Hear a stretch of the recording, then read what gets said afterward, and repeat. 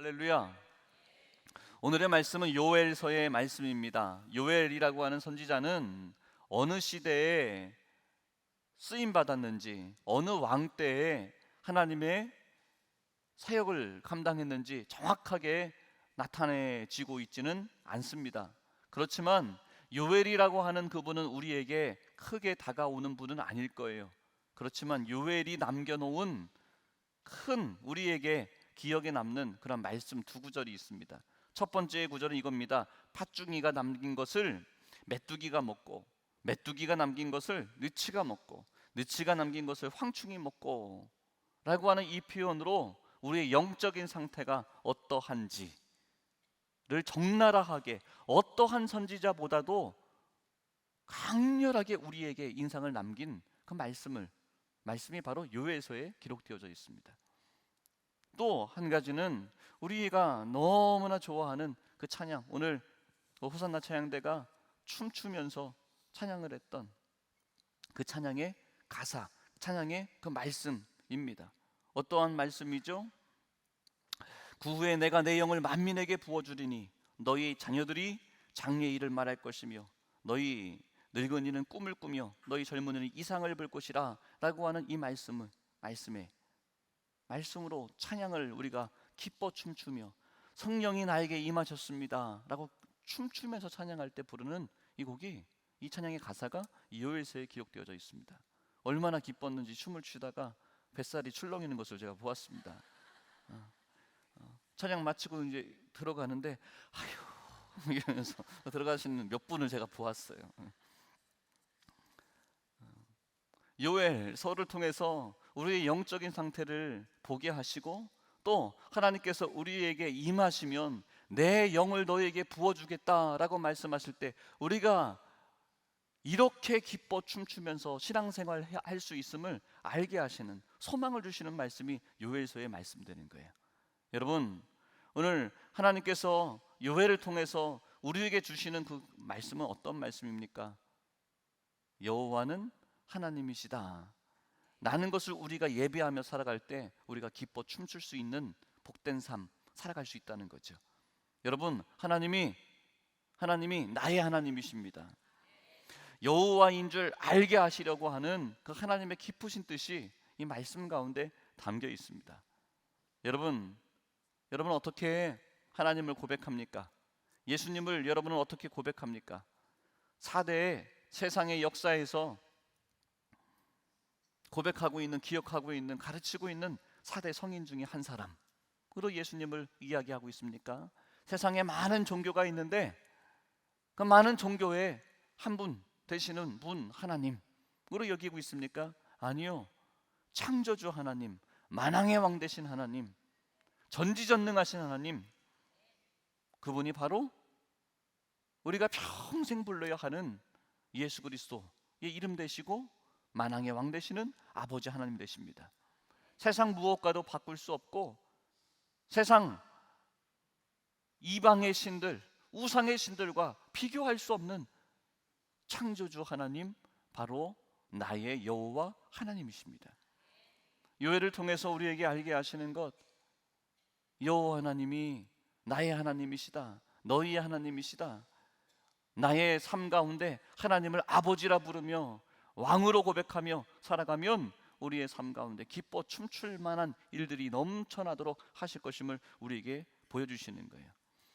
요엘서를 통해서 알게 하시는 첫 번째 대표적인 말씀이 팥중이가 남긴 것을 메뚜기가 먹고, 메뚜기가 남긴 것을 느치가 먹고, 느치가 남긴 것을 황충이 먹었다라고 이야기했어요. 여러분, 메뚜기 하나만 지나가도 그냥 끝난 겁니다. 남은 거 없습니다. 비 한 번 오지만 않아도, 가뭄이 들어도 여러분 살 수가 없습니다. 그런데 여러분 무엇을 말합니까? 팥중이가 한번 지나갔습니다. 메뚜기가 또 지나갔습니다. 느치가 지나갔습니다. 그리고 황충까지도 지나갔습니다. 비가 오지 않습니다. 농사를 짓는데 씨를 뿌립니다. 농사를 짓는 분이 씨를 뿌렸는데 얻을 것이 없습니다. 거둘 것이 없습니다. 남을 것이 없습니다. 그리고 내년에 씨를 뿌려야 되는데 그 씨를 뿌릴 것조차도 남겨질 것이 없습니다. 여러분, 이러한 상태, 그것을 말합니다. 부끄러움을 당합니다. 눈물을 흘리려 해도 더 이상 눈물이 나오지 않습니다. 어디에서부터 잘못됐는지 원인을 파악할 수가 없습니다. 여러분, 그러한 상황을 말하고 있습니다. 너희들의 상황이 이러한 상황이지 않냐고. 여러분, 이러한 상황 가운데 있음에도 불구하고, 그럼에도 불구하고 아직도 자존심 부리고, 아직도 체면 따지고 있고, 아직도 하나님 앞에 돌아오지 못하는 그런 상황 가운데 어떻게 표현하고 있다고요? 그런 것을 지금 이 말씀으로 한 구절로 영적인 상태를 표현하고 있어요. 여러분, 이러한 때에 오늘 우리의 삶도 이와 닮아 있진 않습니까? 내가 할 수 있는 수많은 방법을 다 동원해 봤습니다. 이렇게 저렇게. 그러나 여전히 문제가 풀리지 않는데도, 이제는 풀리지 않음도 더 이상 나에게 가슴이 아프지도 않고 멍한 상태로 있지는 않습니까? 여러분, 이러할 때 요엘서를 통해서 우리에게 주시는 하나님의 그 말씀이 나에게 주신 말씀이라고 여기고, 그 말씀 붙잡고 다시 일어날 수 있고, 여호와의 영이 나에게 부어짐으로 말미암아 기뻐 춤추는 그 은혜가 우리 힐탑의 모든 예배자들에게 나타나게 되기를 주의 이름으로 축원합니다. 요엘이 말하는 거예요. 답답하고 어둡고 소망이 보이지 않는 이러한 때, 이때 우리가 해야 되는 일은 무엇일까? 누가복음 5장 말씀 보면 예수님께서 제자를 부르시는 그 장면이 나옵니다. 밤새도록 물고기를 잡기 위하여 애를 썼던 그 제자들을 주님께서 찾아가십니다. 아직 그때는 예수님이 예수님인지 모릅니다. 물고기를 잡고 있는 사람들, 그들과 예수님의 관계성이 아직 형성되지 않았습니다. 그냥 지나가는 사람입니다. 그냥 물고기 잡는 사람입니다. 최선을 다했습니다. 열심히 했습니다. 그러나 빈배, 내 손에 들려져 있는 건 아무것도 없음. 피곤함만 한가득 안고 돌아왔습니다. 그때 예수님께서 이들을 향하여서 말씀합니다. 깊은 곳에 그물을 던져봐라. 저곳에 그물을 던져봐라. 예수님이라고 하는 그 존재는 우리가 볼 때는 예수님이었으나, 밤새 수고했으나 아무것도 얻지 못한 그들은 아직 예수님을 알지 못합니다. 지나가는 남자일 뿐입니다. 여러분에게는 예수님이, 여러분에게는 오늘의 예배가, 여러분들에게는 오늘의 이 말씀이 어떻게 들려주십니까? 하나님의 말씀으로, 예수님의 말씀으로, 하나님이 나를 위하여 보내주신 말씀으로 확 붙잡을 수 있는 여러분, 이 시간에 거룩한 주일 예배, 힐탑의 예배 되시기를 주의 이름으로 축복합니다. 아멘 하고 붙잡는 거죠. 지나가는 한 사람, 내가 전문가고 그냥 지나가는 사람이라 여겼다면 평생 그러한 삶 살았겠죠. 그런데 주님이 하시는 그 말씀을 확 붙잡았을 때 그들은 만선의 기쁨을 누릴 수 있었습니다. 예수님과 동행하는 삶을 살 수 있었습니다. 예수님의 제자가 되어서 주님께서 전하시는 그 말씀을 듣고 동역하며 하나님의 나라를 위하여 살아가는 그 복된 삶을 그 제자들이 살아갈 수 있게 되었습니다. 여러분, 오늘 우리에게도 마찬가지입니다. 여러분에게 주님께서 예비하신 말씀을 주십니다. 들리게 하십니다.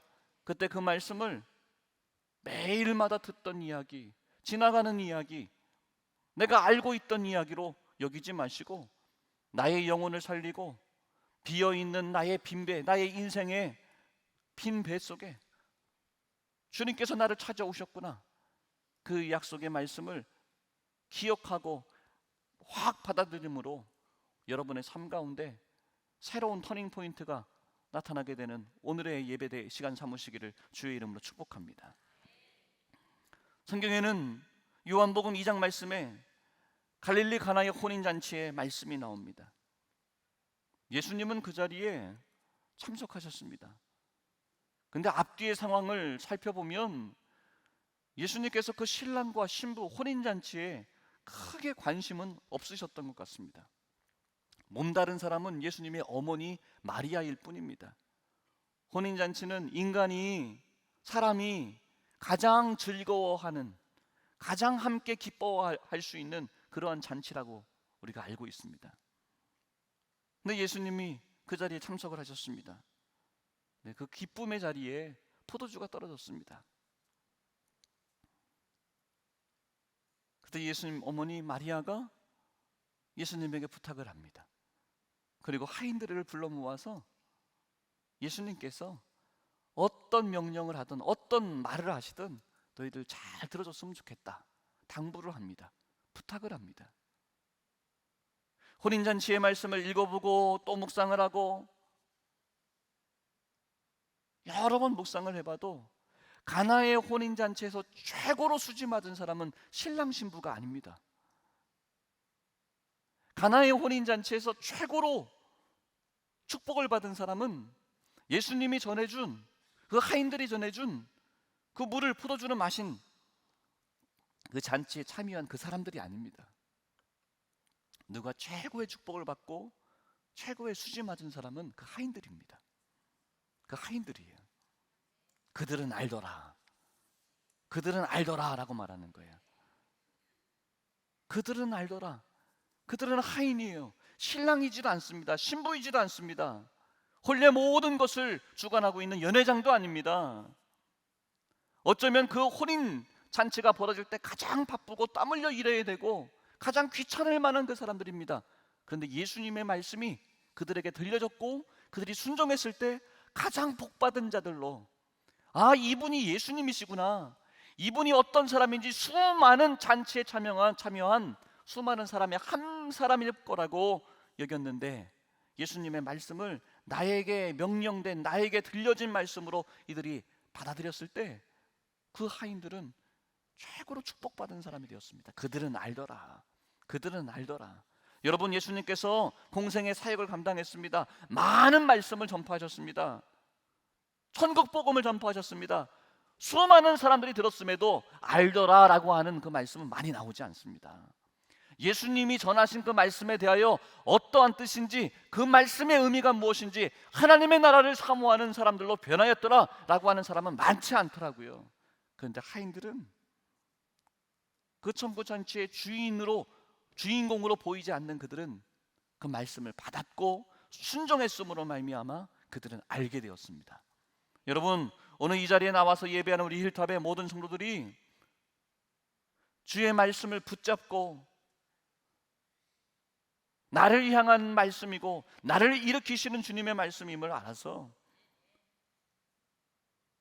나의 삶이 최고의 축복의 사람으로 기뻐 춤추며 하나님의 나라를 바라보면서 살아가는 영적인 돌파가 이루어지는 우리 모든 예배자들 되시기를 주의 이름으로 축원합니다. 오늘 본문의 말씀에 보면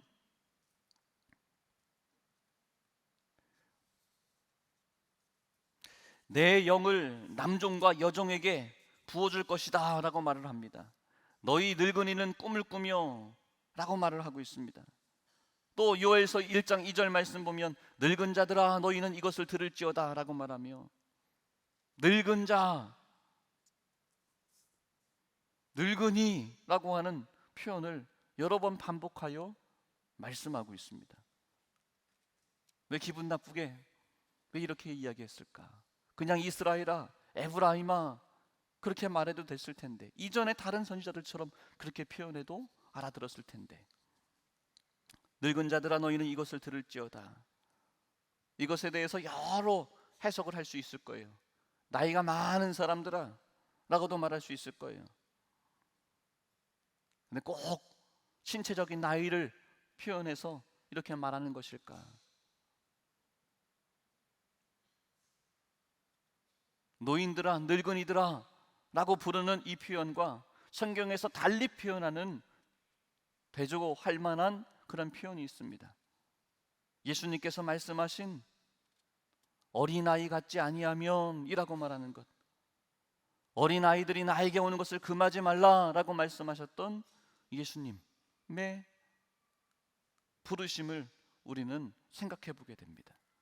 어린아이 같지 않으면 결탄코 천국에 들어가지 못하리라 라고 말씀하세요. 그 말씀을 하시는 그 이유가 있죠. 예수님이 말씀을 전하시고 사역을 감당하실 때 많은 사람들이 나이가 많이 들었습니다.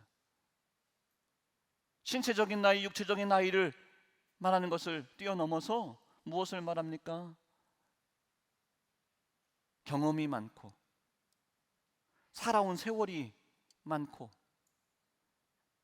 내가 이렇게 저렇게 다 해보았다. 그래서 더 이상 예수님의 말씀이 그들에게 들려지지 않고 박히지 않고, 말씀은 귀로는 들으나 튕겨져 내버리는, 나는 내가 살아온 방식대로 살겠습니다, 당신이 말하는 것이 오늘 나의 체면과 나의 입장과 나의 오늘 스케줄에 불편함을 끼친다면 당신조차도 내가 가만두지 않겠다라고 말하는 입장이 바로 예수님의 말씀을 듣는 그곳에 서 있었던 늙은이들의 신앙의 태도였습니다. 이곳에서도 요엘도 늙은이들아 라고 말하면서 하는 이 말씀을 들어라 라고 말하는 이들에게 늙은이라고 말을 합니다. 그러면서 예수님은 어떻게 말씀하십니까? 어린아이 같지 아니하면, 어린아이 같지 아니하면 결탄코 천국에 들어가지 못하리라. 어린아이라고 한다면 또 나이가 어린, 그러면 또 신체적이고 육체적인 것을 이야기한다면 초등학교 몇 학년까지가 어린아이로 이야기해야 됩니까? 그러면 초등학생까지를 어린아이라고 이야기한다면 13살까지가 어린아이고 14살부터는 청소년으로 구분해서 이걸 얘기하는 게 아니잖아요. 예수님께서 말씀하신 어린아이의 그 의미는 어떤 의미일까? 말씀하면, 어른이 말씀할 때, 말을 할 때 예하고 듣는 자들, 주님이 말씀할 때 딴 생각하지 않고 저 말씀에는 어떠한 숨은 뜻이 있을 거야, 계산하지 않고 주님이 하신 그 말씀의 하인처럼 이 물을 가져다 주어라 라고 할 때 저 사람들이 술 가져오라고 했는데요, 포도주 가져오라고 했는데요, 지금 여기 있는 거는 물인데요 라고 되묻지 않고 따지지 않고 내 생각을 갖다 붙이지 않고 하인들처럼, 어린아이처럼 그 주님의 말씀에 예 할 수 있는 자들, 그들이 천국에 들어갈 수 있다 라고 말씀하고 있는 거예요. 여러분 묻겠습니다. 여러분은 늙은이의 신앙을 갖고 있습니까? 늙은이의 신앙생활을 하고 있습니까? 어린아이의 신앙생활을 하고 있습니까? 하인의 신앙생활을 하고 있습니까? 아니면 늙은 자의 신앙생활을 하고 있습니까? 바라건대 모두 하인의 신앙으로 알더라의 축복을 다 받아 누리는 우리 힐탑의 성도들 되시기를 주의 이름으로 축원합니다. 예수님께서 말씀하시는 어린아이 같이 되어서 천국에서 함께 영원한 삶 살아가자, 천국의 삶을 이루며 살아가자, 천국을 마치 이곳이 천국임을 선포하며 살아가자. 여러분 그러한 믿음의 주인공 되시기를 주의 이름으로 축원합니다. 수많은 일들이 있었어요. 여러 가지 어려움 안 되는데 한 번만 어렵고 힘든 것이 아니라 반복되고 또 반복되고 엎치고 겹치고 도무지 소망이 보이지 않는 그때, 여러분 주님께서 요엘을 통해서 우리에게 주시는 그 말씀을 잘 보면 우리에게 일상의 은혜를 허락해 주신다는 거예요.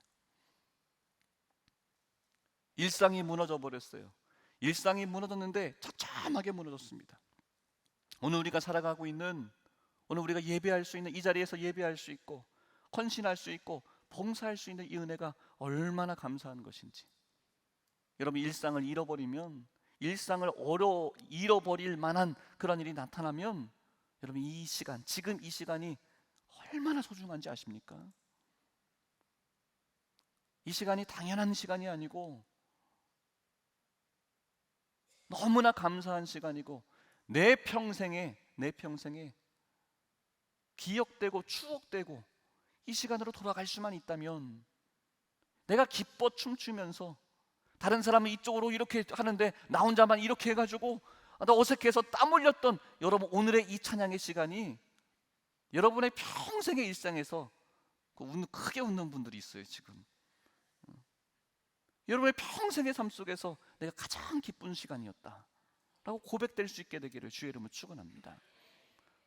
그래서 오늘 우리의 신앙생활, 오늘의 삶에 옆에 있는 사람과 마음을 모아야 되고 함께 주님 앞에 기뻐 춤추면서 찬양해야 되고 헌신하고 봉사해야 되는 이 시간에 여러분의 감정 드러내지 마십시오.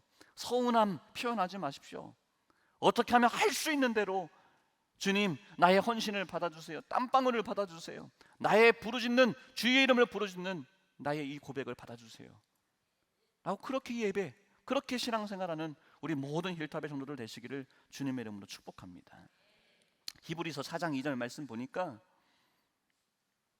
그들과 같이 우리도 복음 전함을 받은 자이나 들은 바 그 말씀이 그들에게 유익하지 못한 것은 듣는 자가 믿음과 결부시키지 아니함이라 라고 말하고 있습니다. 다른 사람은 그 똑같은 말씀 듣고 나에게 축복이 임했습니다, 나에게 기적이 나타났습니다, 내가 병고침을 받았습니다, 우리가 놀랍게 돌파됐습니다. 다른 사람은 그러는데 나에게는 뭐 별론데요, 그 말씀 별로 좋은지 모르겠는데요. 여러분, 다른 사람들은 호대성 목사님 말씀 전하면 은혜된다고 얘기한단 말이에요. 근데 2부 예배 드리는 분들만 그냥 뭐 목사님 뭐 들었던 것 같고, 다른 데 가서 말씀 전하면 말씀을 쪼갠다고 한다고요.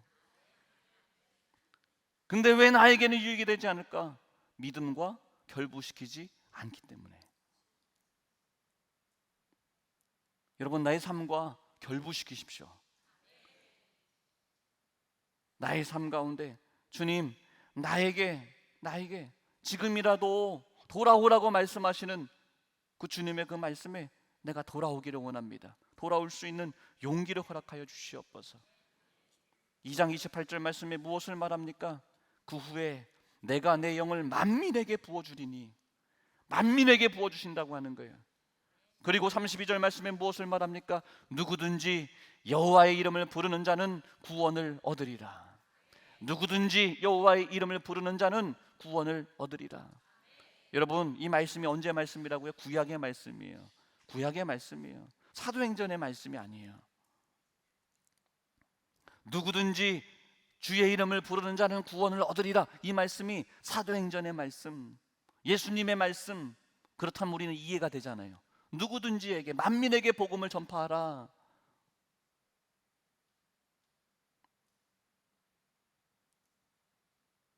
구약의 말씀이에요. 이들은 어떤 생각 가지고 살아왔습니까? 우리는 이스라엘이요, 우리는 선택받았어, 우리 하나님의 제일 사랑 나라야, 하나님 우리만 사랑하셔, 나만 사랑하셔야 돼. 저 옆에 있는 다른 나라들은 아니야, 나만이야. 그래서 그것을 또 혈통을 나눕니다. 자기들 안에서도 찐 하나님이 정말로 사랑하시는 그 혈통이 어떤 혈통인가? 그래서 그들은 그 안에서 또 혈통을 나눕니다. 그게 유태인입니다. 그게 유태인입니다. 피의 혈통을 가지고, 목의 혈통을 가지고 찐 유태인이 누구일까? 근데 우리에게 무엇을 말씀한다고요? 그 후에 내가 내 영을 만민에게 부어주겠다. 누구든지라고 말씀합니다. 여호와의 이름을 부르는 자에게 구원을 주시겠다고 말씀하는 거예요. 구원을 얻을 것이다. 그러니 믿고 여호와의 이름 마음껏 부르짖으라는 거예요. 여러분, 요엘서의 대표적인 말씀이 팥중이가 남긴 것을 메뚜기가 먹고, 메뚜기가 남긴 것을 느치가 먹고, 느치가 남긴 것을 황충이 먹는다고. 소망이 없다는 거죠. 일상을 잃어버렸다는 거예요. 소출이 없다는 거예요. 여러분, 그럼에도 주님께서 만민에게 내 영을 부어주겠다고 약속하고 계시고, 누구든지 여호와의 이름을 부르면 구원을 얻으리라고 말씀하고 있어요. 우리가 붙잡아야 하는 것은 여호와의 이름을 부르면 주님께서 우리에게 여호와의 영을 마음껏 부어주신다는 거예요. 우리가 이 자리에 있는 이유는 여호와의 영을 받아서, 여호와의 생기의 호흡을 받아서 영적인 자로서 승리하며 살아가는 것, 여호와의 구원을 받아 여호와의 구원을 누리며 살아가는 것, 그것이 바로 우리가 이 자리에서 예배하는 이유입니다. 오늘 우리가 살아가는 이유입니다. 오늘 우리가 직장과 일터와 우리 가정에서 축복을 누리며 천국을 삶을 이루며 살아가야 하는 그 이유가 바로 이것입니다. 여러분, 힘들고 어렵습니까? 여호와의 이름을 마음껏 부르짖으십시오. 목사님만 부르짖어야죠, 장로님만 부르짖어야 아니요, 누구든지라고 했습니다. 누구든지 여호와 이름을 부르라고 그랬어요. 우리 힐탑의 모든 성도들이 힘들고 어려움의 이유로 말미암아 주 여호와의 이름을 마음껏 불러서 여호와의 영을 듬뿍 받아 주께서 나에게 주시는 그 말씀을 붙잡고 돌파하는 삶, 역전하는 삶, 승리하는 삶 다 살게 되기를 주의 이름으로 축원합니다. 기도드리겠습니다. 하나님,